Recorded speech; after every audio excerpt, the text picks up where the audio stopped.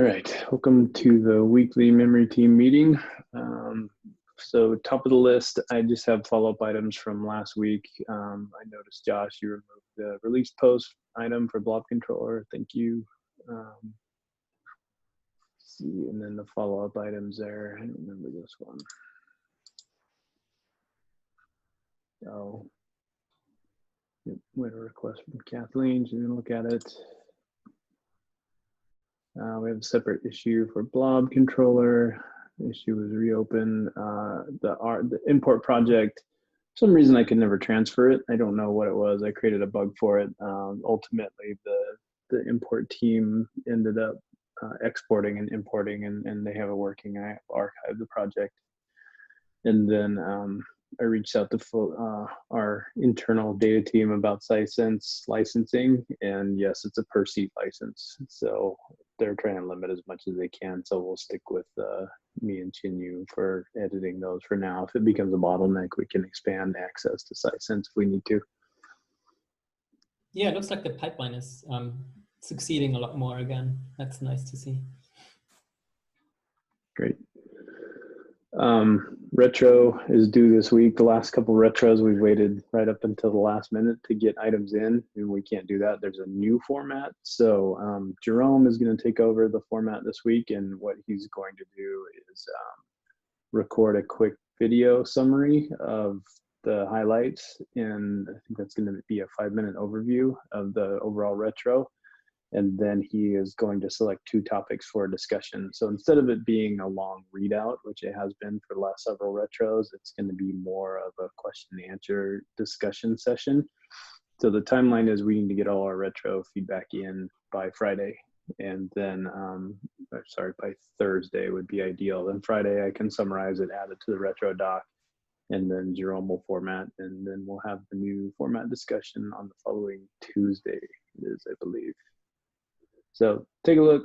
The timeline and new format is described there on that issue. Any questions on the retro? Okay. So next topic is the Q3 OKR. I've created the tracking issue here. I'm not a huge fan of the format. I understand why they do it. So we have this tracking issue. It is created for this OKR board that we have, so that upper management can go through each department and see what OKRs are enabled by each sub-department or created by each sub-department. And then within the tracking issue for each objective, and we have 3 categories, IACV, product, and team, we create an epic that describes what our departments or sub-departments OKRs are, so memory groups OKRs. And then for each epic, we create an issue to track those OKRs. So it's all a manual process. I have it all stubbed out, at least here. For this one, I ended up just linking to the issues that I created within the memory group project, which should be fine. Camille will eventually create his for Q3. And the reason why they do this, so for each of these epics that I have created, Chun has a similar category epic for product, IACV, and team. And Christopher has one, and Eric has one, and Sid has one. So that the very top, Sid can look at his epics and then expand everything down. So he's a singular view of all of the sub-departments. So that is the reason for this structure. I've created an MR to try and describe the creation of these because it's not described anywhere. We got a demonstration from Emily. It was a great demo a while back, but the actual steps were not written down. So that is a very quick overview of how and why we do this OKR structure. So as for the content, please take a look. If you have any questions or any feedback or any ideas on other OKRs we should track for this quarter, this should be an interactive process. It shouldn't be me just handing it down. The say-do ratio might be relatively new to folks. It's the deliverable label that we've been using, and they're actually starting to track that now. So they'd like to see, the overall goal is to get us above 70%. As a team, I've been mostly managing that, but it's something we should probably do as a team process. So at or near the kickoff for each milestone, run through the issues that we think we can deliver within the milestone and mark those accordingly. And then again, as a team, we can figure out what do we want to do with the issues that we're bringing in during the milestone, whether we want to mark them, or if it's a late breaking issue late in the milestone, we can wait until the next milestone if we know for sure we're not going to make it in that milestone. But it's a good way to kind of gut check issues that we're bringing in, if they're clear enough, if we actually think we can deliver them within the milestone. So that was a lot of info in a very short period of time. Any questions or comments on this?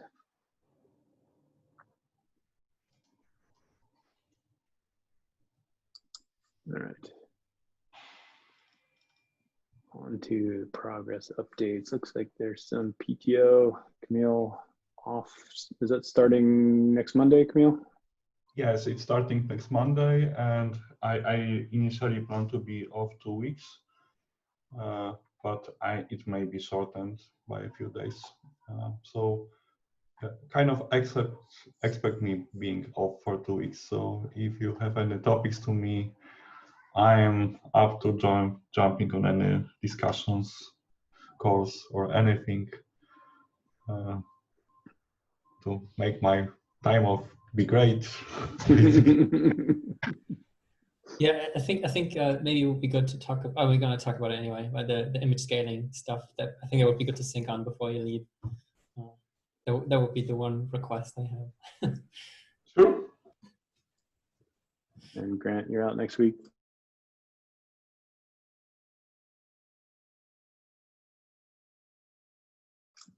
Sorry, had some really loud neighbors going on there. Okay, so imagery sizing. Chatting with Camille about imagery sizing and looking through the issues, trying to figure out what's the goal that we are trying to accomplish for this milestone. And Matthias, you want to verbalize your feedback here? Yeah, I mean, it's a fair question, of course. I mean, because we're still pretty early on in this, and it still feels very experimental right now at this point.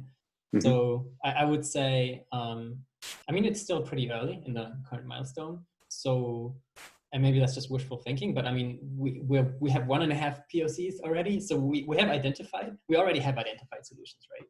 I would even say we have identified too many, maybe.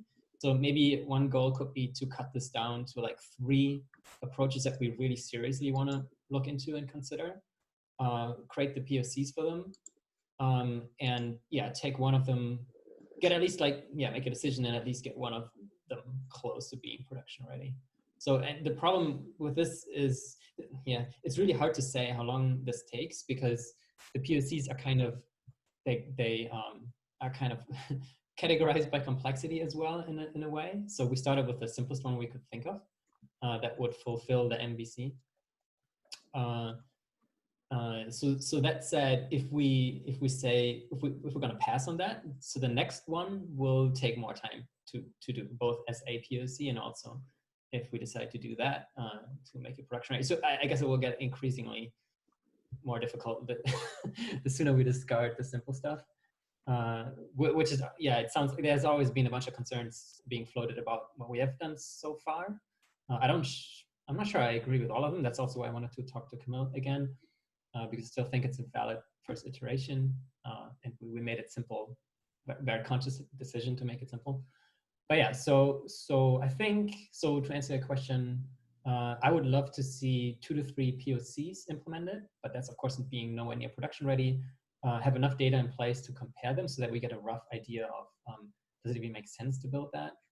You know, is it like definitely like too slow, or for this or that reason, does it not suit our existing architecture or stuff like this? You know? And for this, we just need to build more stuff. And it's been slow because yeah, Camille gave us an initial nice kickstart, but it's been mostly Alexei and I. I mean, he's off right now. I've been splitting my time doing this in telemetry, and we're both still learning Go and working with Workhorse, so it's not super fast. Right. So that just for general expectation management. Yeah, yeah, and I mean, you had a good question there as well. You know, can we ship improvements? And I guess you mean in the sense of maybe not looking to like build, you know, the one and all image scaling solution, but look for smaller improvements that we can do internally.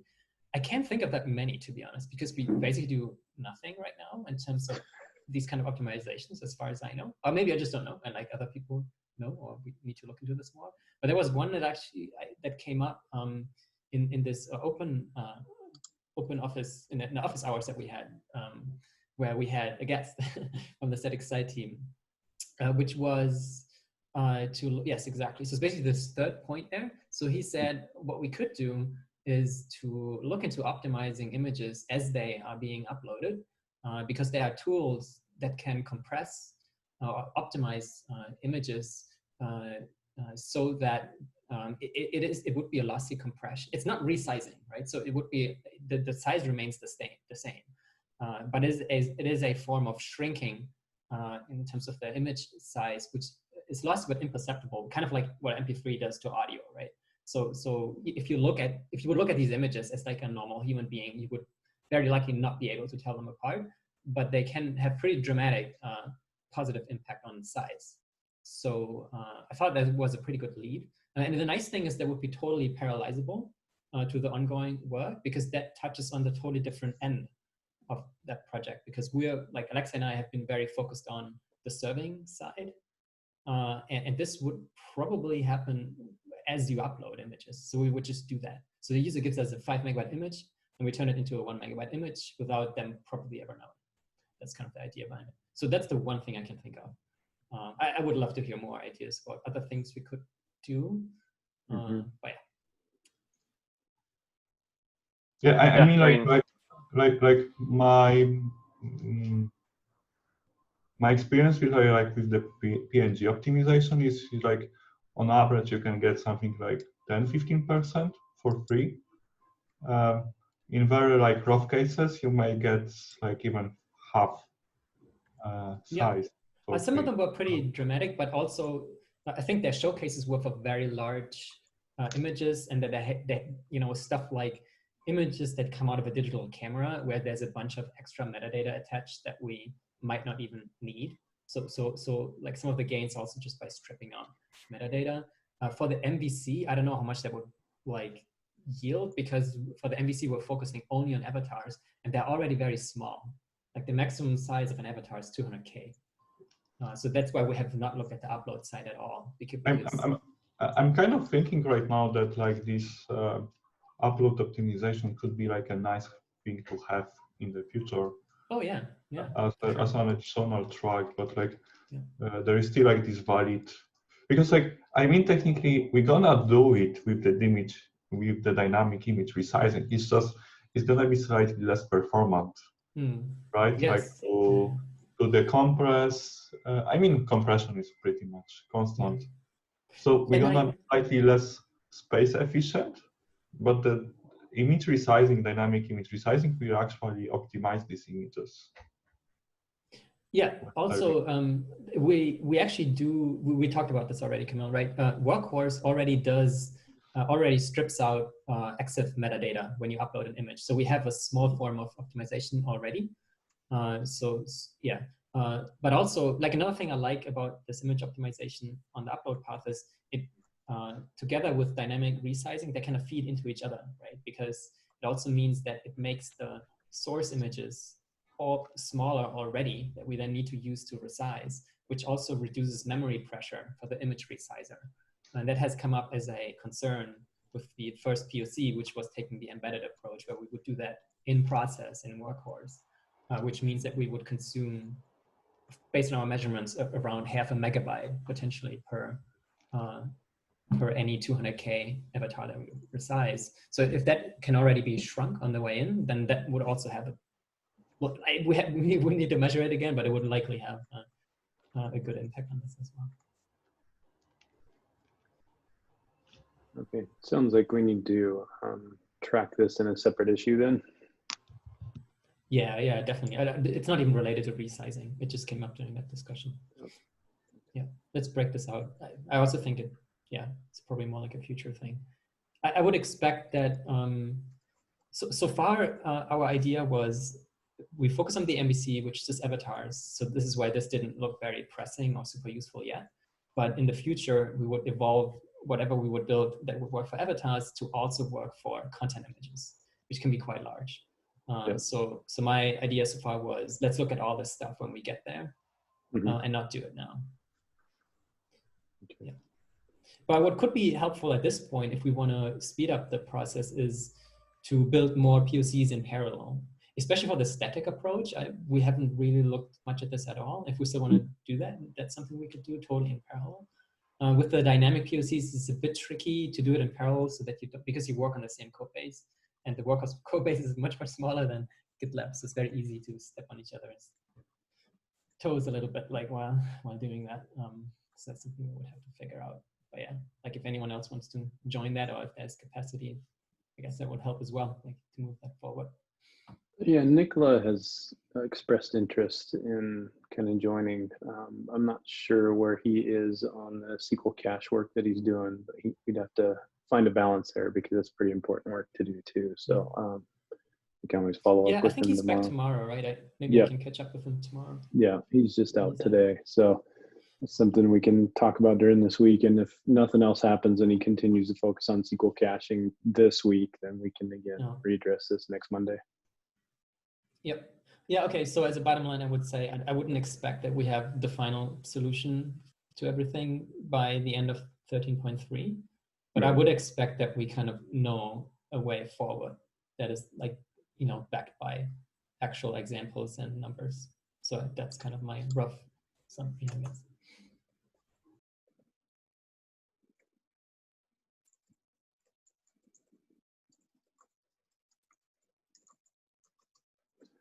So to restate, so finishing up a few POCs, right? Yeah, I would say no more than 3. Otherwise, I feel like, otherwise I wonder if that's really worth, the return on investment there.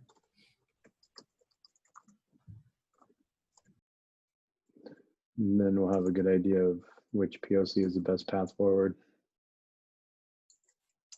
You think?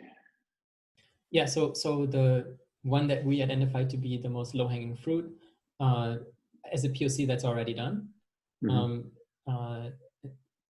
So I'm currently working on what we dubbed the third approach, which was the out-of-process approach, where instead of doing it directly on the request response path, we would spawn a command that would execute it in a separate process, but then return that data to Workhorse so that can be served.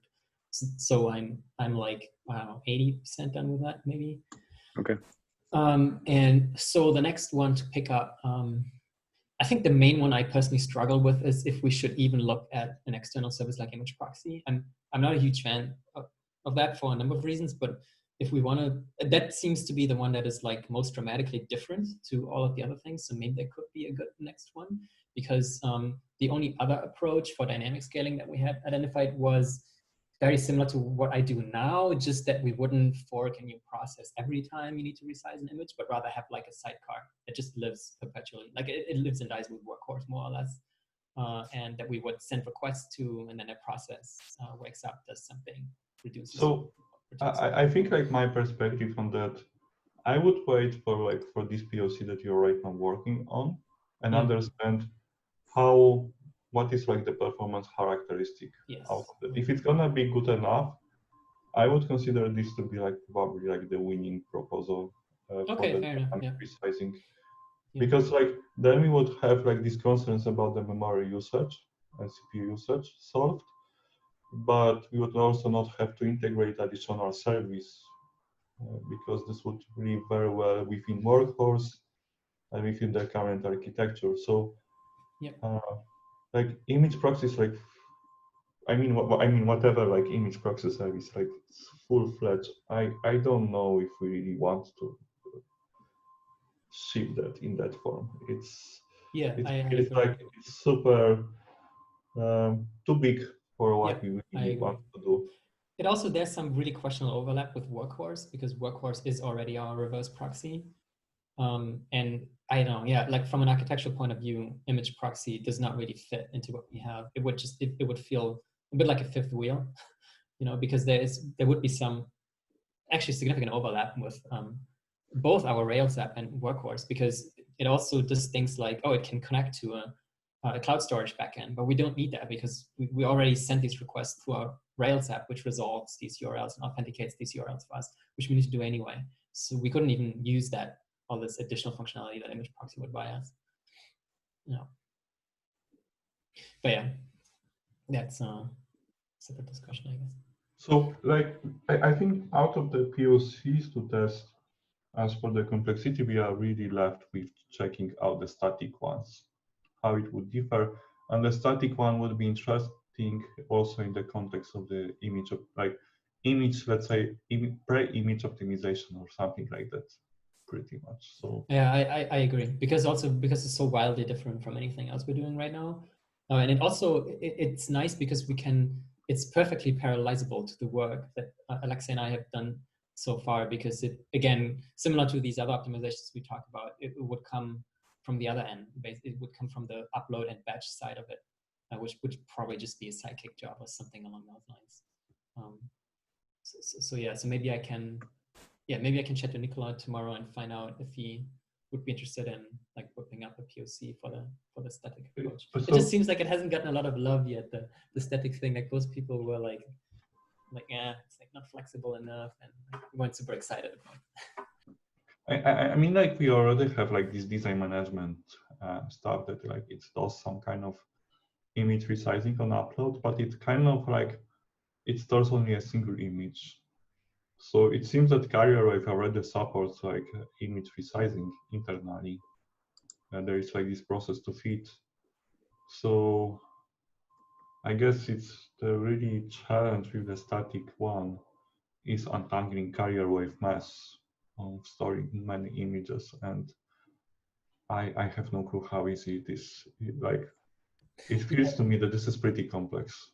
It is, and also it's not just this. It's also that retroactively we would have to go back, and for all of GitLab's image library, because we wouldn't have a lazy ad hoc approach, it would have to generate the respective sizes, right, for the data we already have. Because anything you do with carrier wave or whatever would be on the upload path would only work for new images that we upload. So it's almost like two things we need to look into there. Like, how do we do this one-off thing? Which I don't know how long that would take. I mean, I think we said we have like 80 gigabytes of avatars, which actually doesn't sound that bad, but like we would have to still build something that converts all these images. I'm thinking like from the design perspective, we should do it in the way that does that lazily.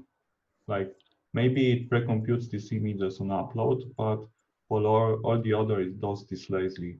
But it kind of, I think, for me, it poses another challenge. It's not only about resizing image lazily. I mean, resizing image on the upload is probably the easiest, but there is like resizing image lazily. And the third item that I saw that GitLab struggles in many places is like removal of the cloud stored or disk stored images. And we would effectively have to like revisit all these code places that do remove the files physically if this still works properly. And for me, like I mean, like the image resizing, it's kind of complex, but I just wonder like how severe it would be and how many places we would have to check for actual data removal when it happens. So I think like for me the biggest concern in the static resizing is like basically like two. One, how these data are being stored. I mean, in terms of the structure, in terms of the database, to know exactly which size is already generated and which not. Does it really like maybe it's carrier wave checks that dynamically, kind of like clicks against like the object storage to check if the file exists.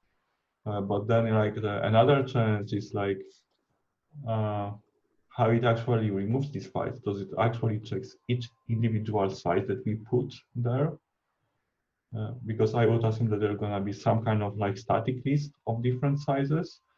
And if we have 6 different sizes on each removal, we fire 7 requests instead of 1.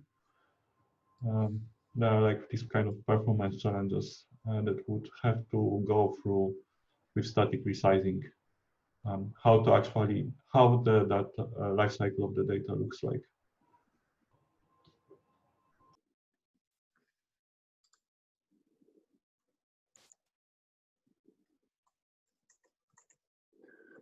Okay. So it sounds like in this discussion we talked about, we're probably not going to do this one, right? The external service approach, probably something we don't want to get into. I know we were quite excited about this initially.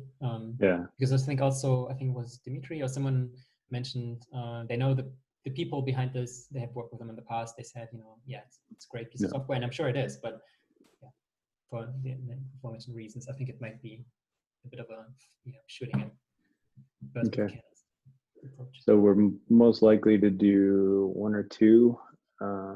Yeah, is so that we're correct? building 1 and 3 right now. Okay. Yeah.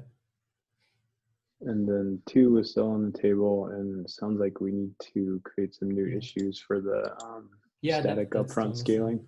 Exactly. What's that? Yeah, you're correct. We don't have issues for this yet. Okay. And that's on upload, right? Is that one? Yes, most likely, right? It would either be. I mean, it's a good question. We haven't really drilled into this approach yet. It could also be, like Camille just alluded to this, it could be something where we do it lazily. I had suggested a similar approach in the main epic, I think, where I could also imagine an approach where you request an image of a particular size, but we find we don't have that size generated yet. And then we have a sidekick job which does it, like upon request. So that might take a while, right? So there might be some latency. If we find that's too long, maybe we do something like, or we still serve the original image until we have the resized one.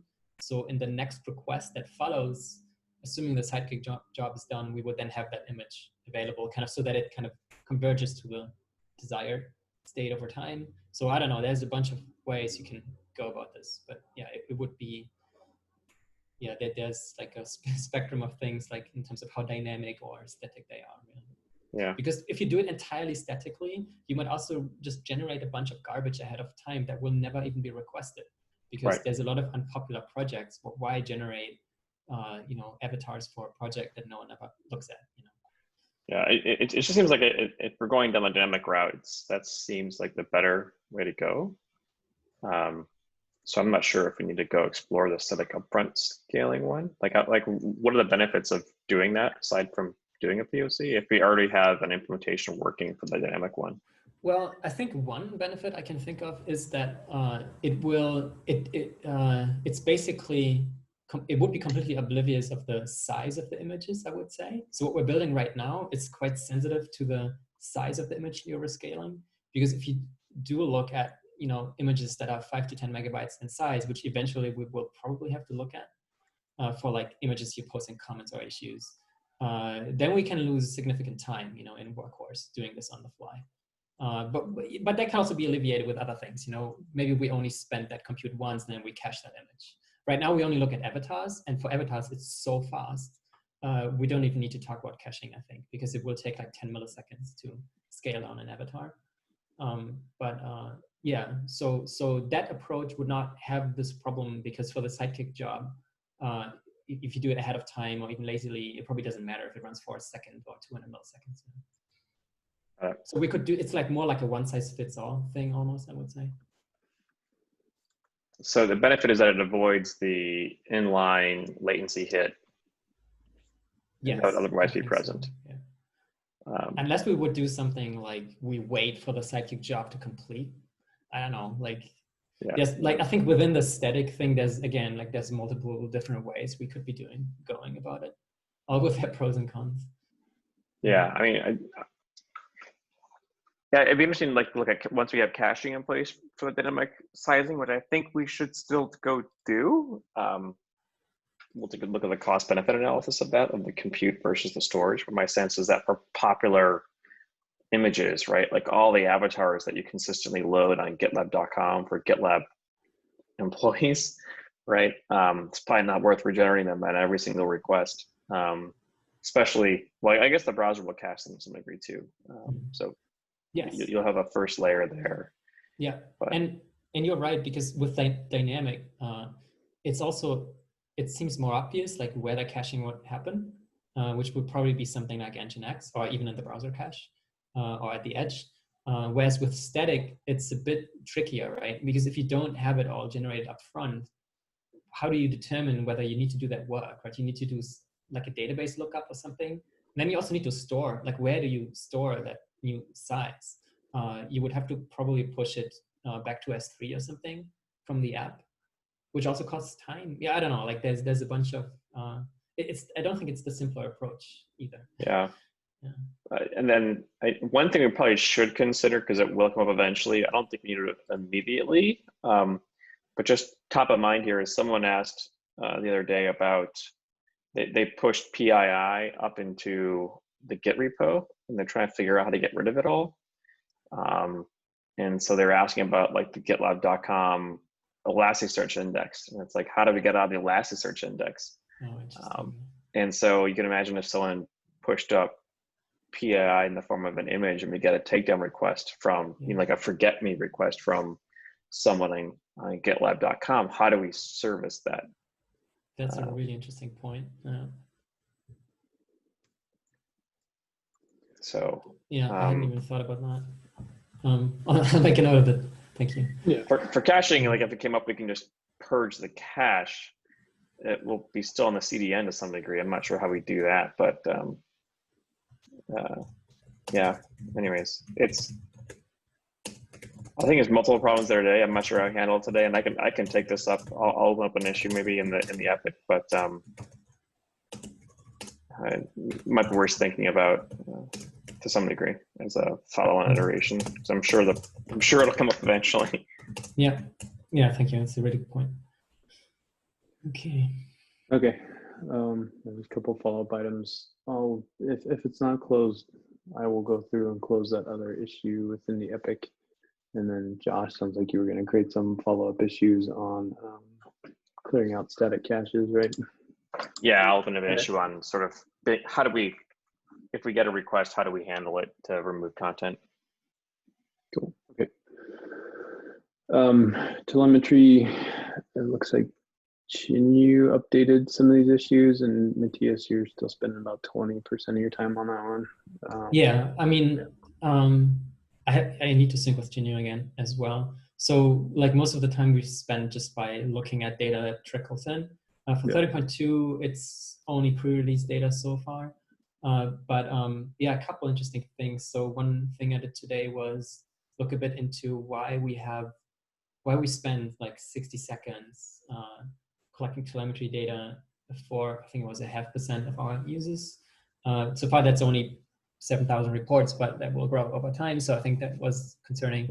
I noticed there was a problem with, we do not specify HTTP timeouts at all in our HTTP library that we use. Nowhere, by the way, not just usage ping. So I looked into this a bit today, send an MR to fix that. I think we actually should fix that across GitLab. That's not good that we have a default timeout of 1 minute when we talk to an HTTP API. Yeah, so it's kind of like these smaller things like that kind of come up as we look at the data come in. But I'm not working on any of these bigger things. So I'm not sure what Chinyu's progress is with looking at console support, for instance. That is part of the multi-node I think he just assigned that to himself today. So. Yeah, okay, fair enough, yeah.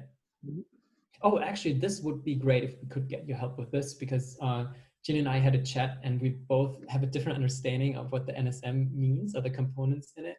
And we couldn't really like agree on what it means. So it would be good if we could clarify, because if what Chinyu points out is true, then I might have closed the NSM issue a bit prematurely, and we might have to collect more like data that we're not already collecting. So we don't have to talk about it now, but if you have a second quick look at it, that would be great. Yep. I'll get it now. Thank you. And then there was there was a delay in my feedback on the team lesson learned question. That it was a conversation between Matthias and Camille about the high level overview that Matthias wrote, which is fantastic, and Camille's concerned about having some more specific drill downs. And I straddled the fence on my answer. I like both. So I think it makes sense to submit the MR largely as it is. There's a couple open questions in there and links requested. And then we can drill down into specific use cases for our handbook entries. Because you're right, Matthias, I don't think there's any way we can abstract everything we've learned into a generic pattern. I think there's just going to be some specific use cases that will mean more or resonate with folks that are reading it. And if the overview doesn't mean anything to them, then they won't drill in. But if it does, then they can drill into the specific use cases and see the tools and methodologies we use that may be helpful to them. So I'd like to see the MR merged largely as it is, and then we can pick some projects to drill down into over the coming quarter for people to learn No, from. cool. That sounds good. Okay. Yeah, and thanks for creating the follow-ups as well. I'll do that. I'll finish that up. So I left it a bit. I kind of switched back to image scanning, then kind of forgot about it for a week. But I'll look at it again. Thanks for the feedback. No worries. Feature slides, Camille. Yes, so basically like the biggest blocker for me, and I'm kind of thinking people, is like getting documentation merged. I just really want to finish all these items this week before my time off, which gonna really mark a major milestone for me as for this story and how to deliver. And when I get back, I will probably start radiating this knowledge to other people using the feature flags.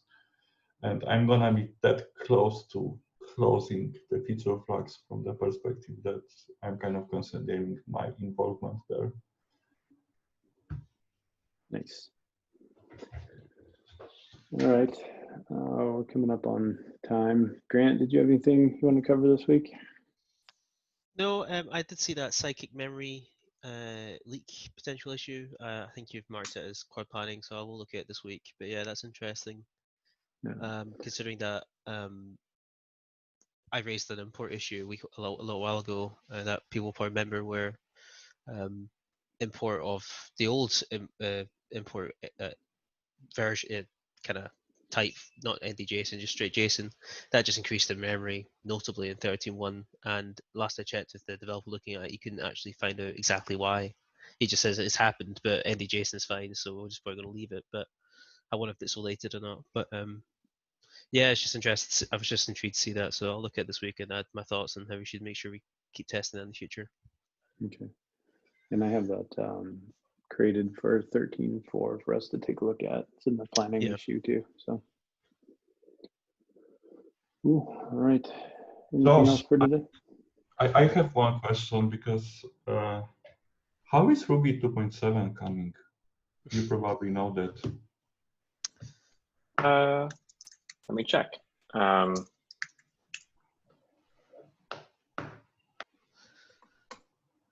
Why I'm asking, because I think as soon as we are close to Ruby 2.7, there is a lot for us to like investigate with that.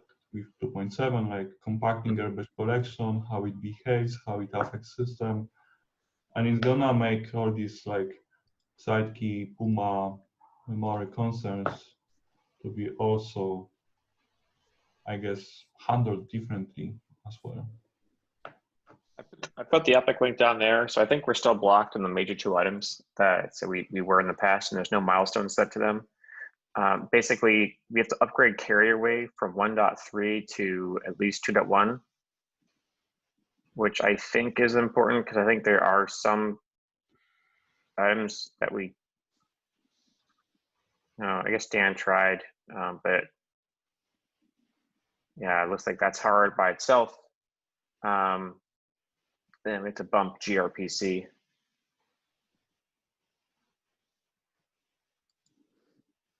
Do you consider that maybe it would be worth for us to focus maybe at least on the carrier wave to unblock that?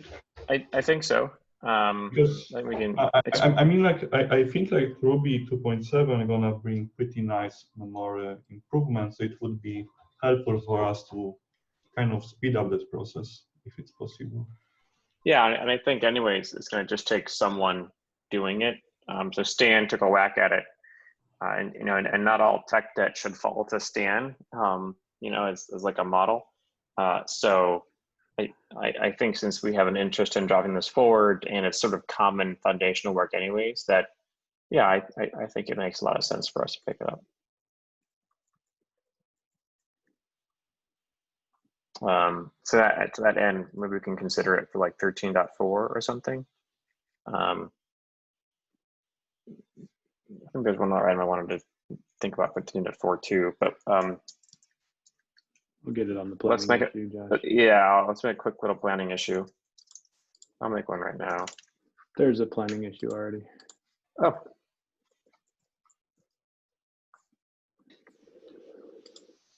What was the other 13.4 one? Ah, the real user metrics. Yeah, I think that one's also really interesting as well. Okay, we'll get this one on there too. You asked me, Craig, to do performance test against 2.7 at some point, if I'm right. Or someone did. Maybe it wasn't 2.7. There's an issue in there. Did I put it in there? I remember I was getting asked about it, and I said I just need an omnibus package, and then I can do it. But yeah, if there's other blockers, just give me a shout when we have omnibus packages with 2.7 inbuilt. It will require obviously a brand new environment. Yeah, But that's not fine. It only took me probably a day to actually do the testing in this app. The Yeah, ones are also on 13.4 tentatively. That's fine. I think it'll be a problem because we're not going to be able to actually, well, I guess we could make a package. It just might break in certain ways.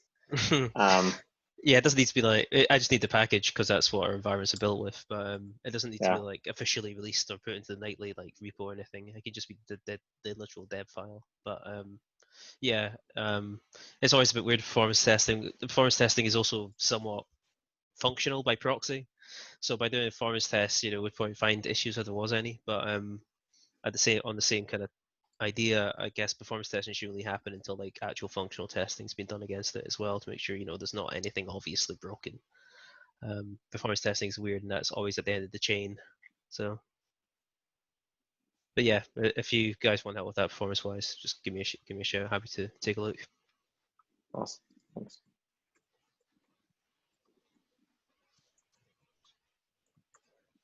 Cool. So I guess it could be interesting like track for us, which is like will be 2.7 and everything related to memory usage and the impact on the Puma and Sidekey.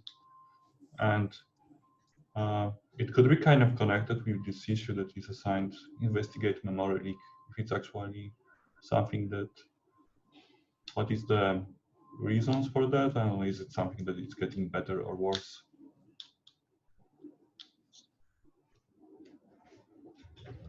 The one other thing with Ruby, sorry, go back to Ruby 2.7 real fast, is it looks like the current plan is to drop support for CentOS on November 22nd. Entire OS? CentOS 6. Oh, 6. There's Yeah. apparently there's a problem with updating gRPC, on CentOS 6. 6 is ancient now. I had issues with my last job. Never mind this one with 6 because the jump between 6 and 7 is really, really fundamental. I think it's the same Red Hat as well. So that's fair enough. Yeah, I'll see if you can pull it in, but some of these upgrades might not be trivial either, so it might end up aligning. All right, I have to run. So I'm gonna drop off. Thanks, everybody.